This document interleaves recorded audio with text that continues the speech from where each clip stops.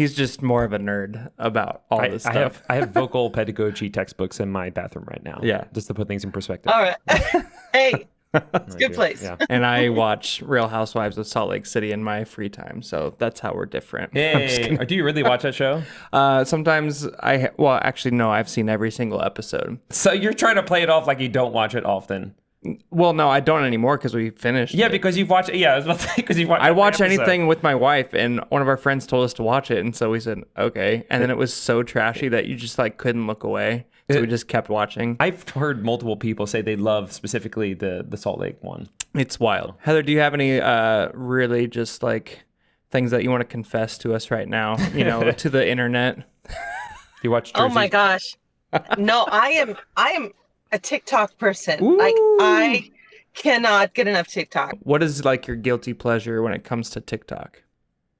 Oh my gosh, it's whatever comes up on my page because They know what it is. They know because then I start swiping, and then as soon as I go, oh, I wonder how they did that, like removing a toenail, like a toenail. Okay. And I'm like, oh my gosh, I've got to search this, and so I swipe over, and then I see all of them, like. Wow. I Yeah, know, be that's careful what awful. you watch because they'll all come up there. I know. Are you one of the Yes. Dr. Pimple Popper queens? Is that Okay. you? I have to admit that I do watch that. Hey. Me and my dad do as well. Like I don't know. It's a weird thing. I don't know. It is. But you just But gotta you watch. learn so much about everything.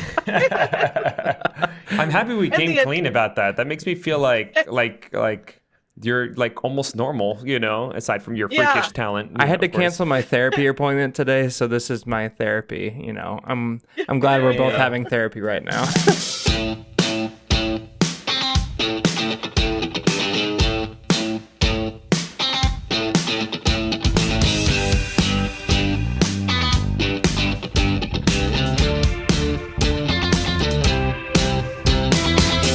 Hello and welcome to this episode of the Choir Guys podcast, brought to you by Endeavor Music Publishing. My name is Blake Richter. And I'm Danny Gutierrez. Today we have a very special guest on our episode. Danny, would you like to introduce our guest who you have become recently obsessed with? Okay, obsessed is relative, but yes.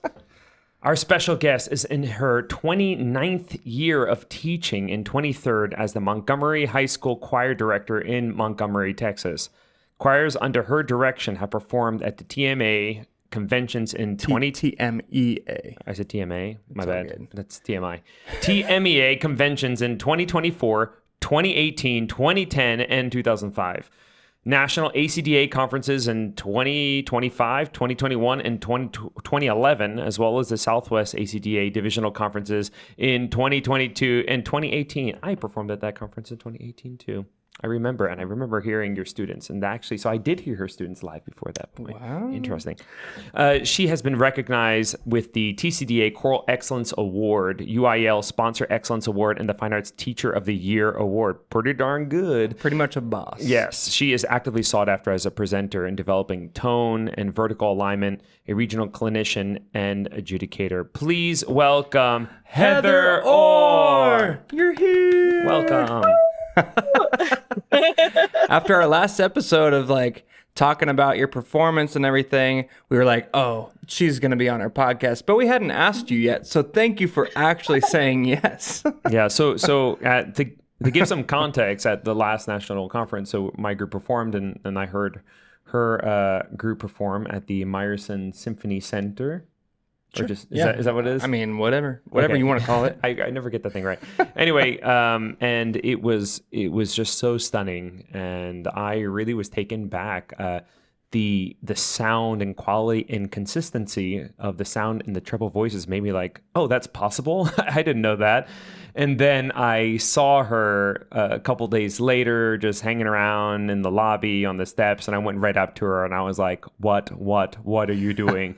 and then I just like quizzed her right there. I'm like, so Heather, give me 3 things that you would say builds the tone as you want it. And she's like, okay, sure. Point one. And she started busting it out. So She had it ready to go. In the middle of the lobby. Yes, in the middle of the lobby. That's how it goes sometimes. That's the title of this episode now, in the middle of the lobby. Yes, I think we already had one like that. So I'm not sure if we can play that again. But I want to say I am so sad that I didn't get to see your performance. I was in Dallas, but I have a 7-month-old baby who we officially adopted it was 2 days ago. She's officially ours, so I can say on camera that her name is Ivy Lane Richter, and we'll talk about her a different episode, but I wanted to spend as much time with her on spring break as possible. And, I was, having FOMO on Facebook with all the things. And I think you went the same day as Cindy Ellis. And I was like, oh, Danny, did you see Cindy's group? Like, I'm so sad I'm not there. He's like, yeah, but Heather. Montgomery And Chamber. Cindy's group was excellent. They were great. But he freaked out about your group. And I immediately started looking up recordings from past years and everything. And I started freaking out as well. So we're just so glad that you're here. And we can't wait to get down to how the heck you do all the things. Let's get cracking. So first, we're going to get right into the pedagogy type of stuff. So what is your approach? Your pedagogical approach, maybe even your philosophical approach with treble voices. What are you going for when you look at treble voices? What are you thinking? This is what I'm going to do. What does that encompass? Okay. Well, I think it's most important. We want to maximize what they can do. So I just think there's no limitations to what their voice can do. And so we just focus from the beginning on breathing, phonation, and then the can-do attitude. Okay, definitely that no matter what it is, as long as you're putting yourself out there, and the sky's the limit. Mm-hmm. Mm-hmm. So phonation and breathing, you said those are two things. So what does that look like in your classroom? Like, what is your approach? Like, let's say, how do you build the foundation of those two things specifically in your classroom? Okay. All right. So first thing, we do talk about posture. Okay. So, and it's just very quick. So hands behind the head. Okay. And then lifting up the back of the head and then a slight tip down. So if you put your hands right here, right there, and then you lift up the back and you feel the stretch in the spine, and then a slight tip down. Then you relax the shoulders, and then you're just kind of, your arms are nice and loose. Okay. And so we just start with that. So that's posture, feet coming out of the hips, rather than a lot of times we'll say shoulder width apart, where if you say just your legs coming out of your hips, it's just normal standing. It's a strong stance. So then I talk about breathing, and the way I do breathing, it's controversial. It is. And the way I teach breathing, but I talk about rib engagement rather than talking about the abdomen out. We start with all ribs. So hands at the ribs, right? So I have them find their ribs, find the bottom of your rib on both sides. Okay. And so your ribs are going to sit lower. Okay. My bottom of the ribs are going to sit higher because I can have babies. Okay. And that's really the difference in the anatomy. Okay. I'm just kidding. Okay. Well, your ribs do. Okay. That's why we had to adopt, because I couldn't have kids. Yeah. Okay. And so finding the bottom of the ribs, and then the thumbs are behind and the back of the rib, the pointer finger is at the front. And then we just talk about inhale to your fingers.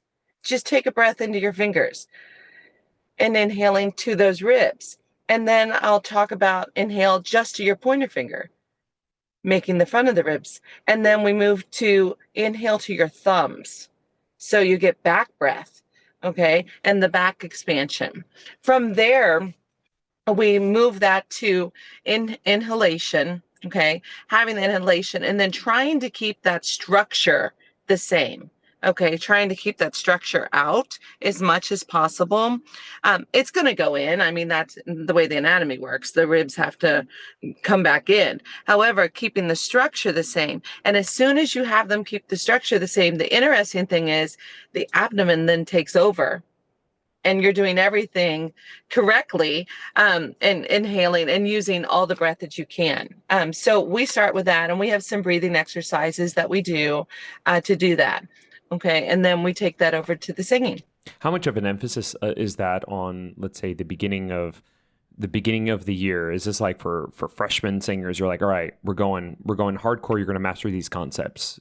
Is that what you're doing? And actually, so it's called, they're band directors, and it's called the breathing gym.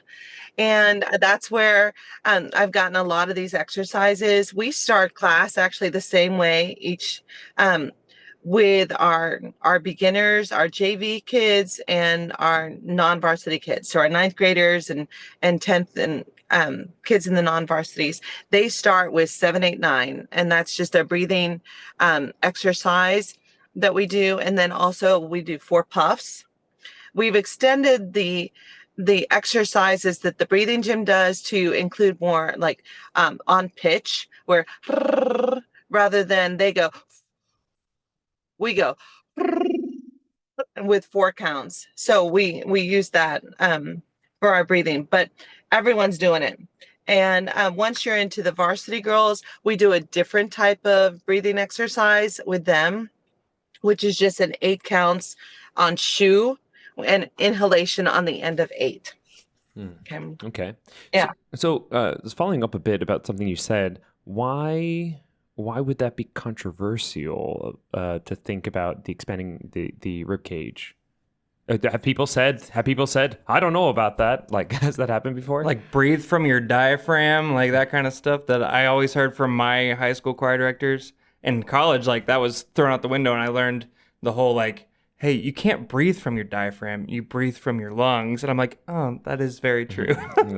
Yeah. Yes. And I always tell my kids that don't you ever go out there and say you're breathing from your diaphragm. Stop that, because that all your diaphragm is separating your viscera from your lungs. And so it's just that little line right there. Okay, so all when your lungs expand, it pushes down on the viscera, okay, and pushes down on, the diaphragm, which pushes down on the viscera. And the reason that is controversial is that most people start with thinking down and out, okay, this down and out breath. And that's something where I'm very much on teach what you need to know to be successful in the moment, then you add on. And then you can keep adding on and adding on. So that way it's not overwhelming, because if you're trying to teach a brand new singer, okay, now I want you to totally release and have this lower inhalation, and that's way too much information. I think from the beginning, we're focusing on the ribs. They can feel that. They feel their ribs. They have their hands at their ribs. They can feel whether or not their ribs are expanding, and if they're staying out and the structure staying the same. Yeah, I think the imagery is brilliant. I think that's a great way to go about doing that, especially with the physical element of that. That's awesome. And the Italian term for this is appoggio, appoggiare, which means to lean on the sound. I guess the premise of it is when you get your body more anatomically correct, it just kind of takes care of itself. So instead of, because I feel that a lot of people, when they're thinking about the mechanism of the diaphragm, and it contracts, and that's what creates the suction, the vacuum that is breathing. But when you put a lot of emphasis on that, I find that it leads to a lot of tension. So I like something that is here, and I love the imagery of the back of the thumb and feeling that filling up there. I think that's awesome. I'm still working on getting my body anatomically correct. Okay, what are you planning on doing to make it correct? We can talk about that later. Okay. Okay, so Heather, how do you tailor warm-ups to the unique needs of developing treble singers? So like, as you're scaffolding like freshmen to sophomores, like how are you tailoring the warm-ups? I know you said you do breathing gym with all of them, which is something I don't do enough of, and that's already something I'm taking away from this. But yeah, how do you change anything for the different levels, or do you keep it consistent? We have a lot of consistency because we really want the same tone from the bottom of like the beginning of our groups to the top groups. We want them to just build on the same concepts. When we bring kids in, and this is another thing that's a little controversial, is that our freshmen, we're definitely volume, as much volume as you can. We do not keep them small. I mean, we find where the line is. I always say, find where your line is, and the line is when you crack. Okay, so if you've cracked, you've crossed the line. Now you got to pull back a little bit, okay, because you've gone further than, just like if you would get in trouble with your parents. You got in trouble, and so you found where the line is. So we actually do a lot of call and response. Okay. And getting them to match my volume, getting them to match the volume of the loudest singer in the room. Okay. And so from there, that's where it all starts. That's where the beauty starts. Is the purpose psychological, or is it a physical, or yes? Yes. Yes. We definitely well, because I don't think kids realize how much volume they can actually have. And then they also don't realize that every single student in the room can make a huge difference in the ensemble, and needs to. And having children who are singers, and they were always the louder ones, if I'm getting everyone else to sing and match their volume, they're not sticking out. Okay, so then the whole choir is sounding much more cohesive. So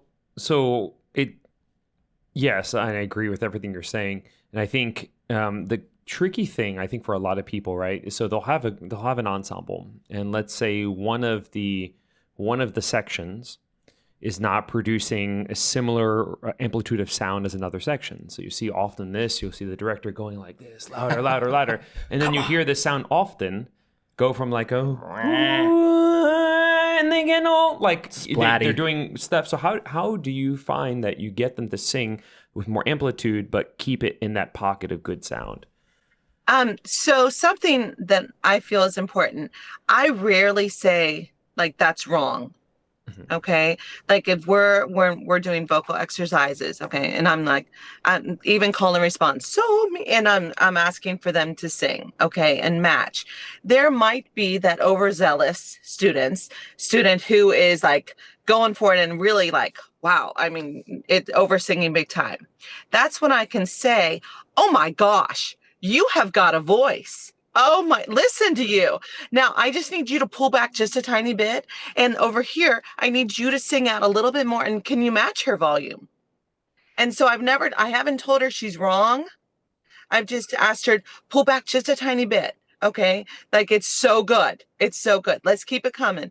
And that has worked for me, where I just make sure that everyone is contributing an equal amount.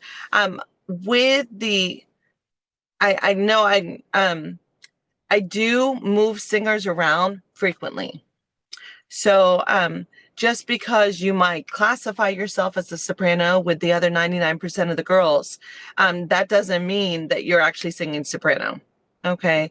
And so a lot of girls go back and forth.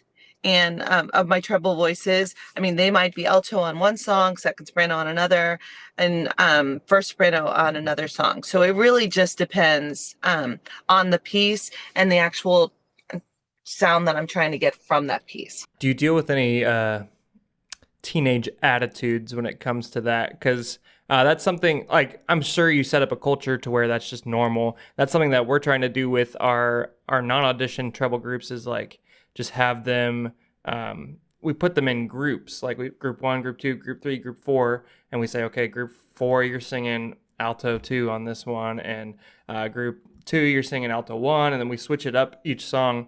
And since we've been doing that, I feel like it's been better. And the goal is like, because whenever they get to the high school, sometimes they tell Danny, they're like, hey, I've always been a soprano 1, actually. He's like, cool. Alto 1, here we go. Yeah, I've done that before out of spite. I'm like, no, yeah. That's not how this goes. So I didn't know if you had, if you've like set up a culture, and like what type of steps that you've taken to kind of make sure that you don't deal with those for lack of a better term, diva that's going to be like, no, I'm always going to sing this part. Well, you know what? And I've set it up. I think it is the culture Yeah. that you sing different voice parts in every song, and you've got to be ready to move to another voice part if needed. I originally set it up with letting them know I sang soprano 1, occasionally soprano 2 when there was a 2-part split on the last note, and that's what I did in high school. And I never learned to read music. And so made it through high school, even though I played the piano, I never really could sight read or read it without the assistance of piano. So we just look at it as this is just part of singing, and you're going to sing all different parts. Like at ACDA, some of the girls who were on alto 2 for one song, well, one of them, the one that had the descant with the high G, above the staff, above the staff, Yeah. she sings she sings alto, 1 in most of the music. So it's just my alto 2s on one song actually were my first sopranos on another song. So just depending on the piece. And actually, one girl who sings soprano 2, she sang tenor on our Renaissance piece. So we just kind of move everyone around. Love it. And that's what you do too, right? That you said don't you change their part like at one quarter, and like for one concert they're one part, then you mandatory change them sometimes? No, it's just for different pieces. Like on a concert, it's usually like group 1, and it's because it's our non-audition middle school treble choir, so it's usually going to be 2 parts. Sometimes 3. And so we usually are like, okay, group 1 and 2, you're sopranos on this piece. Group 3 and 4, you're altos on this piece. And the next one we switch them and all that kind of stuff. But it's gotten kind of cool because even in our mixed group, I had a guy who started off the year as tenor, and his voice started changing, and I didn't want him to hate his life, so I moved him to bass. And also our basses needed help, and he has helped them a lot. But then recently, like, we have a tenor part that's pretty low, and he volunteered to switch back to tenor. So it's like, okay, I think our culture is like, we're getting there to where kids are like cool to move around, which is nice. Yeah, so I think that's a great point. Keeping students mentally flexible, because really, I mean, voice parts are so relative. Yeah. Like especially in adolescence, like I mean, it's and Heather brought up a great point. 99% of girls are soprano, some form of soprano, whether if we're going opera world, whether they're a lyric soprano or a spinto soprano or a soubrette soprano or a soubrette soprano that's a lyric coloratura with an extension. It's like, it's so crazy. You have to think about what you want from the ensemble and how you want their voices to develop too. I think those are key things. Right. And there's no limitations. And depending on the piece, they might be singing in solo work. They might be singing "Say to Mommy." They might do that in like the high voice. Okay. But in another song, if they're singing Vittoria, Vittoria, they might do that in the low voice. So it really, we just make sure that there are no limitations on them. In all state auditions, rarely do they audition on the voice part that they sing in choir. So we got to look at the music. Yeah, we've got to look at the music. And if the music, if it sits in a certain area of their voice, and that's a part of their voice that we're still working on developing, well, then we don't want to expose that in a competition. So we move them to another voice part. Give them a better shot. Yeah. Yeah, 100%. So I'm going to ask you, I'm going to go a little off script here because I want to get down to, I don't want to run out of time on these things and these things I want to ask you. So this is why we do this podcast. For me, Danny and I get my mainly Danny technique. Can just dig in and figure out all these things. We do it together, like hardcore and like every first hour, every day we get into this stuff for sure and we implement it. So here's where I feel like I have the most difficulty facilitating, and I've gotten better recently. I feel like I've come up with some strategies to help out these things. And I know you're a little different in your approach to this. So the things that I hear sometimes in my ensembles and a lot of other ensembles is a distinct closeness or even nasality, but not like the good type of nasality, around passaggio 1. So from somewhere between B flat and D flat, And then I hear often an over darkening of passaggio 2 around F sharp, G, almost like getting too far back. So how do you approach issues of the vocal transitions in the treble voice specifically? Okay. Well, we definitely, I think about direction of sound. So we don't talk about pitches being higher and lower. We just talk about direction. So that sound, that pitch is going to be further away from you, the lower it gets.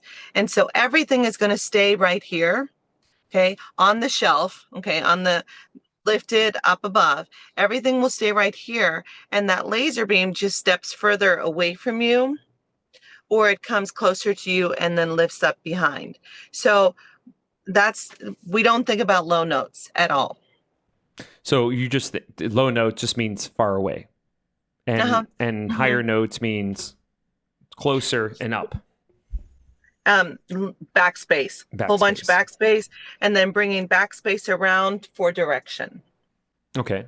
So then let's say I'm a treble voice and I'm singing a C natural and it's just collapsed. Like it sounds like it's collapsed in my throat and it sounds like it's coming out of my nose. I don't give myself a name. Gina. I'm Gina. What would you tell Gina to correct that? Okay. Well, Gina, I would want to, this soft palate needs to stretch up to your Ariana Grande ponytail. It needs to be so high and pulled up so that we create all this backspace all through here. Okay, because the more space you have, the more resonance you have. So if it's falling down, that means your inside structure has collapsed. So we're just going to go this way with it. I haven't sung today. I don't know. Like, he. So, right up in there. He, and keeping it all right there. So to kind of summarize what you've been talking about, it seems like some of the core things that you do to address consistency in the tone is thinking of it's some placement stuff. It's similar placement, right? It has a lot to do with space in the back, right? So keeping this back space open and lifted often, and then the back teeth, the back teeth, not the back pharyngeal space. So so back teeth are what we work on spreading apart. Yeah. Okay, yeah. Okay. So the back teeth, and that's the imagery for the pharyngeal space here. So so it's in the apparatus is using a D often because the D. What do you feel like the syllable D does specifically that you want to hear in the sound? It's a pitch consonant, so they can sing that D on pitch, and it just kind of sets up a nice bite. Yeah, it does. D he right in there. So and then and we'll use V sometimes, we'll use Z sometimes, but I typically start with the D, and it's an attack. Okay. So are you familiar with the term chiaroscuro? Clear dark. So based on what I'm hearing from you, it seems like, and correct me if I'm wrong, it seems like this is the chiaro and this is the scuro. Is that fair to say? Yes. Okay. Those are sweet. So those are good answers for me. I like it. I can use these things. I can do it. Danny is pleased. So am I. So am I as well. But he's just more of a nerd about all this stuff. I have vocal pedagogy textbooks in my bathroom right now. Yeah. Just to put things in perspective. All right.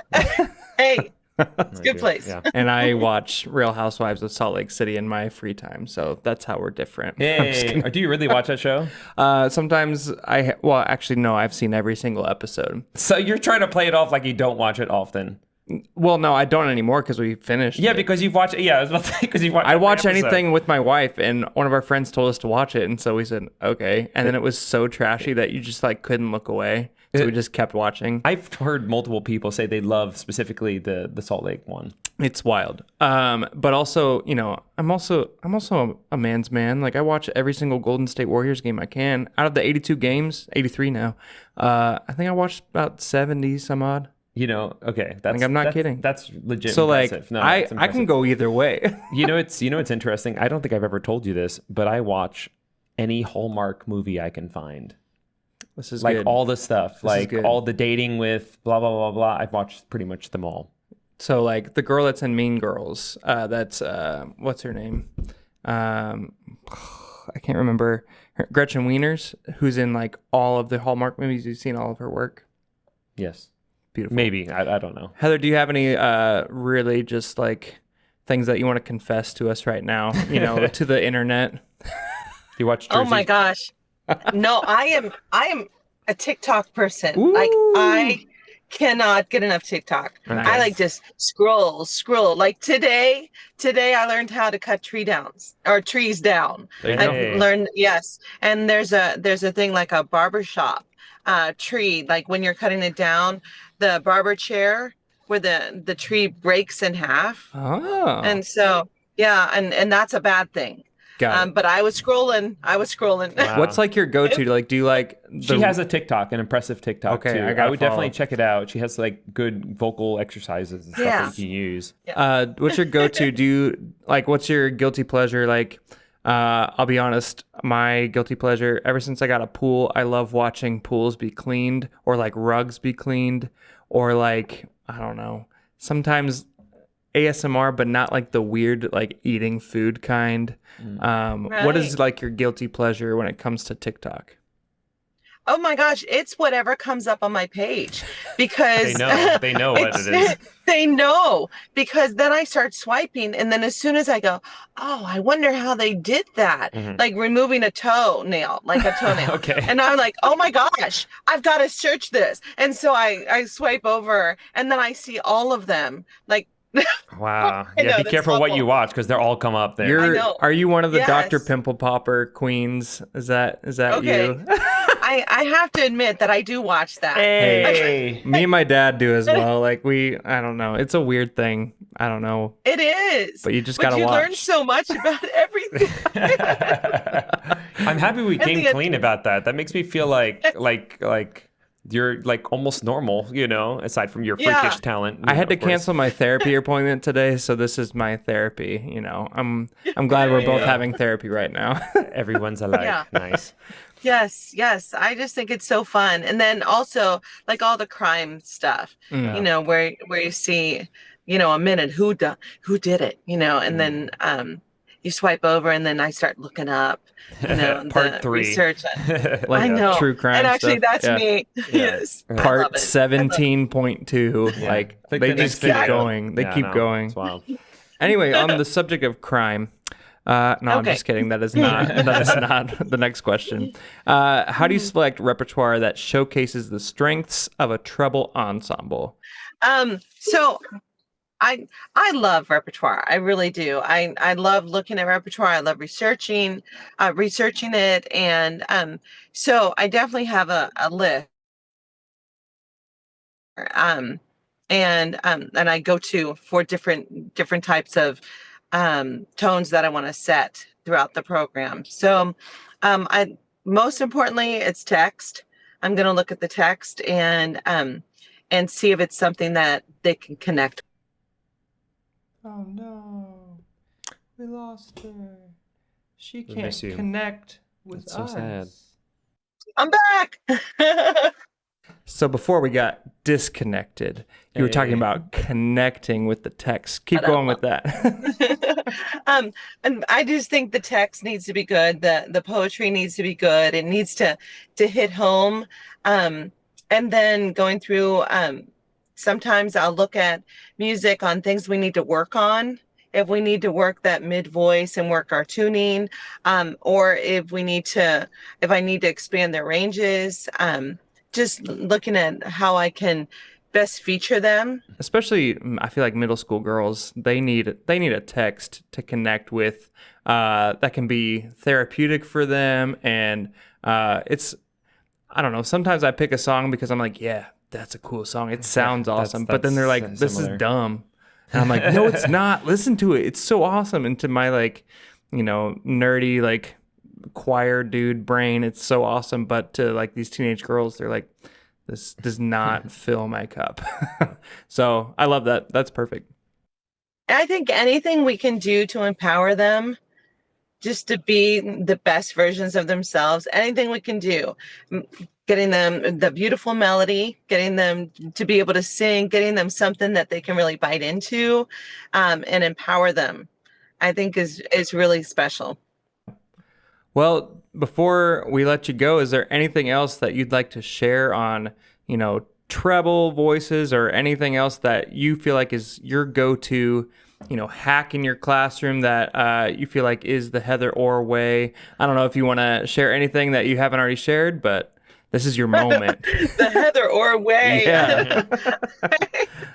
I think the big thing I try so hard to just instill in the girls is that they are unlimited. They can do anything they put their minds to. And it doesn't matter how hard the piece is. It doesn't matter what it is. We can conquer it together with a plan. And we might have to reevaluate that plan. But I want them to leave knowing that they can do anything they put their minds to. And we might do it in the choir room, but they need to take that to their own lives and do it in their other classes, do it in their job, do it in their life. I mean, they can do anything, and there is no holding them back from accomplishing anything they want to do. And that starts with music. Yeah. Do you ever just like blast the unlimited part at the end of the new Defying It Gravity? was in my head, actually, as you were saying that. Yeah. Unlimited. I would just blast that day one. Be like, why am I playing this? Because you're unlimited. And actually, I play I play Unstoppable. That's a lot. Yeah. Like when we're getting, nice. I just think it's important for them to know that. There's so many things in the world that says they can't do things, and I'm like, oh no. You can do anything. You can be a mom. You can be whatever it is you want to be, and you can do it all. Yeah, and I think especially just to add on top of that, especially with the treble voices, I don't see it so much with the bass and tenors, but the treble voices, if there's anything that's like an obstacle, often they just kind of like shut down sometimes, and they get like, oh shoot, I'm not perfect this time. What's happening right now? As opposed to with the boys, I'm like, no, that's not right. They're like, all right, well, tell me what to do. All right, let's do it. With the trebles, they just get a little. Like, I do suck. Yeah. So having the mentality of just we can do this, I think is important and especially with treble voices for sure. Man, I've been putting up new posters in my classroom right and left. I think the next one is unlimited. I like that. And then have alphabet just flying. Just going out. Yeah, that works. With your face on it. Hey. No, Steph Curry's face. Okay. Somebody already, we had like a Christmas door decorating contest, and students were like, what are some of your favorite things? And Lauren, my co-teacher, was like, okay, he likes Steph Curry. I love Wicked. Can you put Steph Curry on a broomstick flying across our door? And so they did. And it was honestly beautiful. Pretty great. Oh my gosh. It was beautiful. But people were like, who the heck is that? I'm like, get out of here. Just bye. Yes. Well, that wraps up this week's episode of The Choir Guys. Don't forget to subscribe on YouTube to The Choir Guys channel so you can know when new episodes are coming out. Listen and subscribe wherever you get your podcasts. Once again, The Choir Guys is brought to you by Endeavor Music. Make sure to browse their website for programming music for your next concert. You can follow the show on all social media at The Choir Guys Pod to catch bonus content throughout the week. Feel free to message us through these platforms if you want to hear us talk about something specific on the show. And thank you once again to Heather Orr for being our incredible guest today. Please, please try to find a way to connect with her social media. Yeah, how can we connect? How do we follow you on TikTok? What are your handles? Yes. My TikTok is heather.orr100. Ooh, 100. Yes. Well, one was taken, so. Yeah, that happens sometimes. And you're just 100% all in, There we go.